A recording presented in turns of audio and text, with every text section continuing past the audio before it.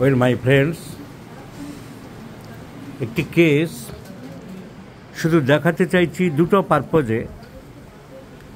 এক নম্বর হলো আঁচিল জাতীয় গ্রোথ বা যে কোনো ছোটোখাটো টিউমার জাতীয় গ্রোথ, যা অ্যালোপ্যাথিক বিভিন্ন ব্রাঞ্চের চিকিৎসকরা, যেমন নাক কান গলায় হলে ইএনটি চিকিৎসকরা অপারেশন করার জন্য উপদেশ দেন এবং তাদের অপারেশন করাটাই সিস্টেম বা পদ্ধতি বা চিকিৎসা। অন্য জায়গায় হলেও জেনারেল সার্জনরা করার জন্য উপদেশ দেন এবং তাড়াতাড়ি আজকাল তড়িঘড়ি করার জন্য সব ব্যস্ত হয়ে পড়েন।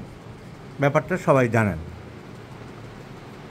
রোগীর উপকারের থেকেও নিজের পকেটের চিন্তাটা তাদের বেশি থাকে।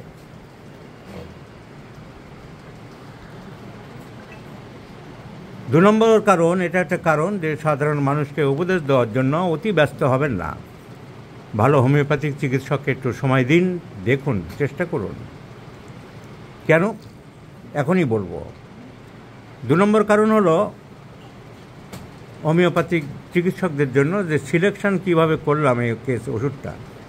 ভদ্রলোকের বয়স 39, 40-এর কাছাকাছি, মিডল এজেড বলা যেতে পারে, প্রায় পৌঁছে গেল। 45 হলে আমরা মিডল এজেড বলি। 40 বছর বয়স্ক ভদ্রলোক, চাকরি করেন। ওনার গলায় হঠাৎ ব্যথা আরম্ভ হলো বাম দিকে। ভদ্রলোকের মুখ আমি দেখাবো না, কারণ উনি চাকরি করেন, দেখাতে চায় না। যে চাই না, আমরা তো জোর করে সোশ্যাল মিডিয়াতে কাউকে ফোকাস করতে পারি না। পারমিশন পেলে একমাত্র করি। যত ভিডিও দিই সব আলোচনা করে নিই যে আপনার কেসটা শেখানোর জন্য দিতে চাই, আপনি কি পারমিশন দেবেন মুখ দেখাতে? যদি কেউ দেয় তাহলে আমরা দিই।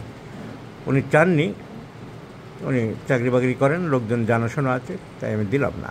তাহলে 40 বছর বয়স্ক ভদ্রলোক, ওনার গলার বাম দিকে হঠাৎ ব্যথা আরম্ভ হলো। উনি কলকাতার ইএনটি ডাক্তারদের কাছে গেলেন। ডাক্তারবাবুরা বললেন যে তোমার টিউমার বা আঁচিল জাতীয় গ্রোথ, একটা গ্রোথ হয়েছে ভোকাল কর্ডের বাম দিকে। ওষুধপত্র দিলেন, কাজ হলো না, বললে এটা অপারেশন করতেই হবে। উনি একটু নার্ভাস প্রকৃতির মানুষ, টেনশনটা বেশি। এটা স্বাভাবিক, সবারই হবেই, কম আর বেশি, কারোর কম হবে, কারোর বেশি হবে। উনি আরেকজন ইএনটি সার্জনের কাছে গেলেন, তিনিও একই উপদেশ দিলেন।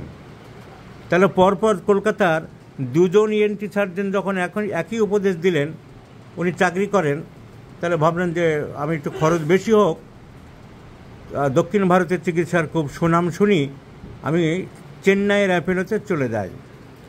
উনি চেন্নাইয়ের অ্যাপোলোতে গেলেন, অপারেশন হলো, তারা পরীক্ষা নিরীক্ষা করলেন। এই ছবিগুলো আমি দেখাচ্ছি। এই যে ভোকাল কর্ডের বাঁ দিকে এই যে পলিপ দেখা যাচ্ছে, গ্রোথ, আঁচিল জাতীয় গ্রোথ, এটা হচ্ছে 2025-এর জানুয়ারি, এবছরের জানুয়ারি মাসে। ওরা দেখে শুনে অপারেশনের ব্যবস্থা করলেন। এই বারবার করে ছবি তুললেন অনেকবার।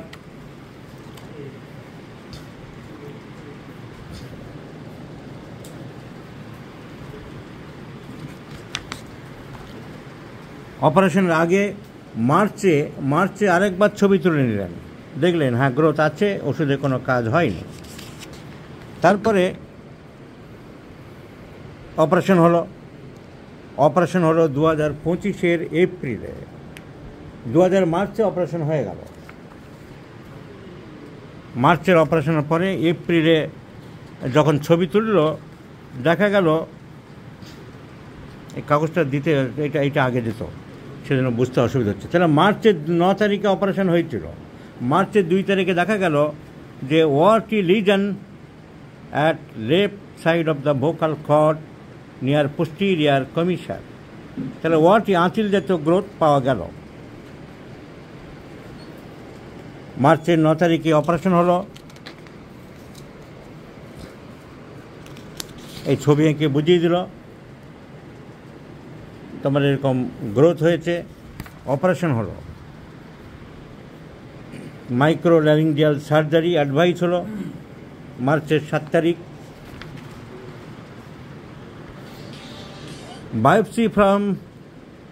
বায়োপসি তো বলছে, কিন্তু পরিষ্কার হলো না অপারেশনটা।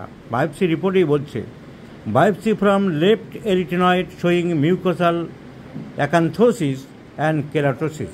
তো বায়োপসি বলছে সাবঅ্যাকুট ইনফ্লামেশন রয়ে গেল, ঠিক মতন ক্লিয়ার হলো না, তখনই বোঝা গেল। কিন্তু ওনার ব্যথা কমলো না, ব্যথা চলতেই থাকলো। ব্যথা চলতে থাকলে মার্চ, এপ্রিল, মে, জুন, জুলাই আবার উনি ডাক্তারদের কাছে গেলেন, আবার পরীক্ষা করানো হলো, রিপোর্ট আবার papilloma of left vocal cord, যা ছিল তাই নিয়ার পোস্টিরিয়ার কমিশন। আবার প্যাপিলোমা ডেভেলপ করলো, তাহলে অপারেশনে ওনার সাকসেস হলো না। আবার ইএনটি ডাক্তারদের দেখানো হলো, এই হলো হিস্ট্রি। এখন হোমিওপ্যাথিক আশা নিয়ে যে আবার অপারেশন করতে হবে, স্বাভাবিকভাবেই ঘাবড়ে গেলেন। আমার কাছে এসছেন ভদ্রলোক, ওনার কেস টেকিং করা হলো। এখন দেখা গেল লেফট সাইডেড কমপ্লেন, বাঁদিকে একটা হাতে আঙুলে আঁচিলও ছিল। আমাদের এই দুটো সিমটম দেখে সাইকোটিক ম্যানিফেস্টেশন, এটাও একটা সাইকোটিক ওয়াট লাইক গ্রোথ ছিল, এবং বাঁদিকের আঙুলে একটা আঁচিল ছিল। টি অক্সিডেন্টালিস আমাদের মনে করা স্বাভাবিক, কিন্তু টি অক্সিডেন্টালিসের আর কোনো কেস নেই, ঘামটা শুধু বেশি আছে, ঘাম বেশি আছে। আর এই মায়াজমেটিক পয়েন্ট থেকে it is a growth and আঁচিল জাতীয় গ্রোথ ছিল, এছাড়া টি অক্সিডেন্টালিসের আর কোনো সিমটম পাচ্ছি না। কিন্তু আমি অন্যান্য সিমটম মিলিয়ে দেখলে জেনারেল সিমটমের মধ্যে অ্যাংজাইটি খুব বেশি আছে, ওনার টেনশন খুব বেশি, মাইল্ড টেম্পারামেন্ট আছে। জেনারেল সিমটমস ফিজিক্যালি মিষ্টি ভালোবাসে, খাবার দাবার গরম ভালোবাসে, এই দুটি সিমটম লাইকোপোডিয়ামকে ইন্ডিকেট করছে। মিষ্টি ভালোবাসে, ভেরিফাই করলাম আমি, আমাদের জুনিয়র ডাক্তাররা যা লিখেছে তার উপরে দিচ্ছি না, ভেরিফাই করে দেখলাম, yes he has fond of sweets and worm food. এবং আরেকটা পিকিউলিয়ার সিমটম হলো ওনার এই সাথে গ্যাস্ট্রো ইন্টেস্টিনাল ডিস্টারবেন্সেস বা ডিসপেপসিয়াস, অ্যাসিডিটি, হার্টবার্ন, ফ্ল্যাটুলেন্স, যা কিনা বিকেল 4টের দিকেই বাড়ে, বিকালের দিকেই বাড়ে। সো বিকাল 4টের থেকে অ্যাসিডিটি, ফ্ল্যাটুলেন্স বাড়ছে, ডিসপেপসিয়া, মিষ্টি ভালোবাসে, খাবার দাবার গরম ভালোবাসে, lycopodium is the choice of medicine. তার সাথে দুধটা সহ্য হয় না, ইনটলারেন্স টু মিল্ক, লাইকোপোডিয়াম তো আমরা খুব একটা এগুলো পাই না, এবং ঘাম বেশি। লাইকোপোডিয়ামের সচরাচর ক্যারেক্টারিস্টিক সিমটমের মধ্যে এগুলো পড়ে না, এগুলো আছে কি না, অন্য কোথাও পাওয়া গেছে কি না, আমরা রেপার্টের ওখানে একবার মিলিয়ে নিতে পারি। সো এই তিনটে সিমটম ইম্পর্ট্যান্ট পাওয়ার পরে একটা particular dyspepsia aggravates from 4 PM, আর these are for general symptom, these are for sweets and warm food and great anxiety। আমরা এবার রেপার্টরি করে দেখে নিলাম লাইকো এই সিমটমগুলো কভার করে কিনা। আমি আমার মেন্টাল রেপার্টরি করে দেখলাম, anxiety, yes lycopodium is given in the 2nd grade। আমার ফিজিক্যাল রেপার্টরিতে আছে, তো হাতের সামনে কেন্ট আছে, আমি দেখিয়ে দিচ্ছি। সোয়েট প্রফিউস, ঘাম বেশি উনি বলেছেন, লাইকোপোডিয়াম 1st grade আছে। তার এই সিমটমগুলো কভার হলো। দুধ সহ্য করতে পারে না, দুধ খেলে গ্যাস হয়। So food intolerance, milk.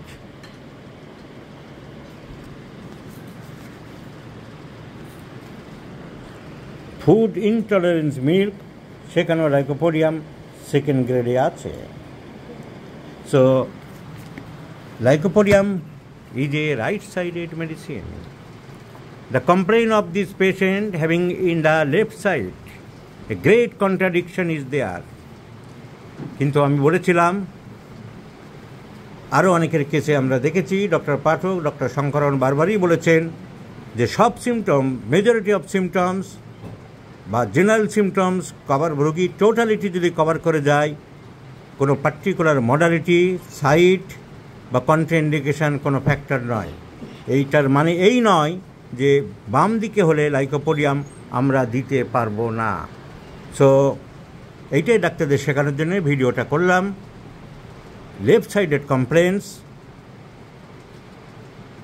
Antipsychotic symptoms prominent, তবু আমি লাইকোপোডিয়াম দিলাম, which is a mixed mathematic medicine no doubt, but greatly antipsoric, তা দিয়ে আমি প্রথমে আরম্ভ করতে পারি। সো কারণ আমার সিমটম টোটালিটি কভার করছে। আরও একটা কন্ট্রাইন্ডিকেশন লাইকো, এইগুলো গুরুত্ব দেওয়ার কোনো দরকারই নেই, সেই জন্য বোঝানোর জন্য এই ভিডিও। লাইকোপোডিয়াম রিলেশনে অ্যালিন্সকি নোটে লেখা আছে, lycopodium should not be given in chronic cases. It is rarely advisable to begin the treatment of chronic disease, begin the treatment of a chronic disease with lycopodium unless is clearly indicated. It is better to give first another antibiotic. এই কথাটা valueless, কোনো দাম নেই। আমার symptom মিলে যাচ্ছে, এদিকে homeopathy বলা হচ্ছে সিমটম টোটালিটি, পেশেন্টের টোটালিটি বলা হচ্ছে, তারপরে বলা হচ্ছে it is better to give first another antipsoric. আমার যদি লাইকোপোডিয়াম মিলে যায় তাহলে আমি অন্য ওষুধ দেবো কেন? So it is rarely advisable to begin the treatment of a chronic disease with lycopodium. কিন্তু আবার বলে দিয়েছেন উনি, ফ্যালাসি আছে, unless it is clearly indicated. তো আমার পেশেন্টের আমি মনে করছি the symptoms R clearly indicated of lycopodium. So এইটাই একটা চ্যালেঞ্জিং কেস। এই কেসটা সারাতে আমাদের হোমিওপ্যাথিতে সারানো যাবে কি না, আমি তো আশাবাদী অবশ্যই সারাবো। এবং 2 নম্বর, সিলেকশন অফ মেডিসিন দেখালাম। কন্ট্রাইন্ডিকেশন স্বাভাবিকভাবে যেখানে বলা হচ্ছে লাইকোপোডিয়াম রাইট সাইডেড কমপ্লেন্স, আমার পেশেন্টের কমপ্লেন্স সব লেফট সাইডেড। আর যেখানে বলা হচ্ছে it is really advisable not to prescribe lycopodium in chronic কেসে অ্যাট ফার্স্ট। আমি অ্যাট ফার্স্ট লাইকোপোডিয়াম দিলাম because the totality of my patient clearly demanding this medicine. আর সাধারণ মানুষদের এই পিকচার, এই ছবি, এই কেস ইনস্ট্যান্টলি দেখালাম operation is not the sure method of cure. 3 মাসের মধ্যেই যা পজিশন ছিল তাই রিল্যাপস হলো। এত টাকা পয়সা খরচ, এত খাজনা, এত বাজনা সব বিফলে গেল। So it is better to try such types of warty growths, laryngeal polyp, টাঙের এনজিওমা, টাঙের haemangioma, ranula, other growths in different parts of the body by a homeopath. কিন্তু কোন হোমিওপ্যাথকে দেখাবো? আজকাল মশলামুড়ি হোমিওপ্যাথ ভরে গেছে। আপনি দেখবেন আপনার হোমিওপ্যাথ চিকিৎসক এক সময় একটি মাত্র ঔষধ দিচ্ছে কিনা, কেন মশলামুড়িতে ভরে গেছে। অনেক হোমিওপ্যাথিক চিকিৎসক কিচ্ছু বোঝে না, কিছুই জানে না, 4টি 5টি 6টা করে ওষুধ দিয়ে যাচ্ছে, আবার বুক ফুলিয়ে বড়াই করছে সে বিরাট একজন হোমিওপ্যাথিক চিকিৎসক। আপনারা ব্যানার্জি কোম্পানিদের কথা মনে আছে? নেতাজির বাড়ির উল্টো দিকে যারা বসে মারা গেছে, তবে তার বংশধরা এবং এদের আরও অন্যান্য ভাইরা 5টি 6টি 7টি 8টি 10টি ওষুধ ঘন্টায় ঘন্টায় 2 ঘন্টা পর খেতে দেওয়ার নির্দেশ দেয়। আমাদের অনেক হোমিওপ্যাথিক চিকিৎসক বড়াই করে, দমে দমে একজন বসে কি মল্লিক যেন, এরকম অনেকেই 10টা 12টা করে ওষুধ চালিয়ে যাচ্ছে, আবার বড়াই করে নিজেকে বড় হোমিওপ্যাথিক ডাক্তার হিসাবে প্রতিষ্ঠা করার চেষ্টা চালিয়ে যাচ্ছে। এদের থেকে সাবধান হতে হবে, কারণ মডার্ন মেডিসিনগুলিতে আজকাল বলে দিচ্ছে পলিফার্মেসি, মানে একসাথে অনেকগুলো ওষুধ মিশিয়ে মশলামুড়ির মতন দেওয়া বন্ধ করুন, এতে রোগীর ক্ষতি হয়।